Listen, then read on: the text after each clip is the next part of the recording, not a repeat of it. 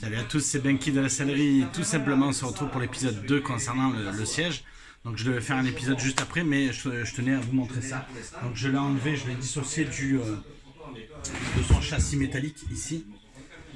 On a enlevé les vis BTR pour avoir les rails. Voilà. Et donc là, on a enlevé la mousse. Il reste ça à défaire. Donc là, comme on voit, on ne peut pas le défaire de dessous. Donc soit c'est scratché comme sur les 205. Voilà, c'est scratché. Je ne sais pas si vous arrivez à voir, c'est scratché, mais sauf que le scratch il est complètement pourri. Vous voyez? Donc c'est scratché, comme sur les 205. Donc il n'y a pas de tire-fond, de tirant normalement. Il coupe la mousse pour pouvoir le faire. Là c'est pas le cas. Donc là c'est le cas. Donc c'est un peu la merde. Donc on va essayer de le conserver pour le client. Voilà. Donc là on enlève le scratch, vous voyez.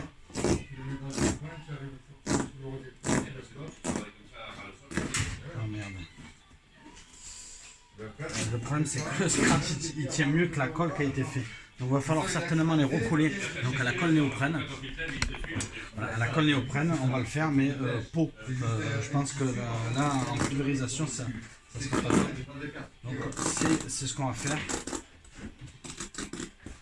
Bon, la mousse elle est quand même assez abîmée. C'est quand même assez à l'état.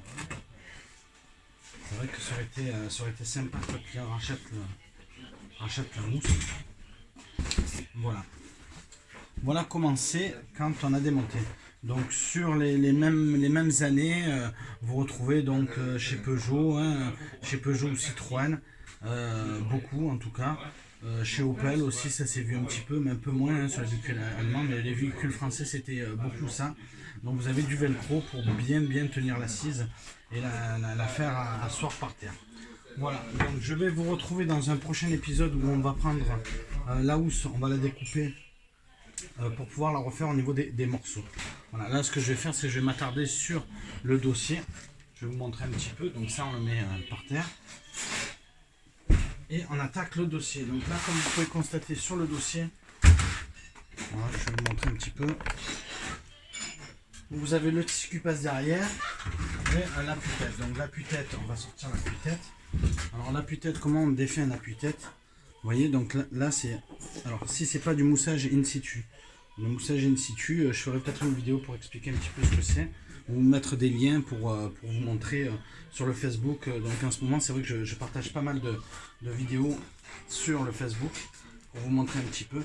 Donc là non, là c'est collé. Ah, c'est du moussage in situ. C'est moussage in situ. Je vais vous montrer. Donc ça en fait c'est de la mousse qui a été pulvérisée à l'intérieur. Donc là, à part de faire une housse par-dessus, on pourra pas l'enlever de la mousse. Sinon on va avoir l'insert qui va rester dans la main.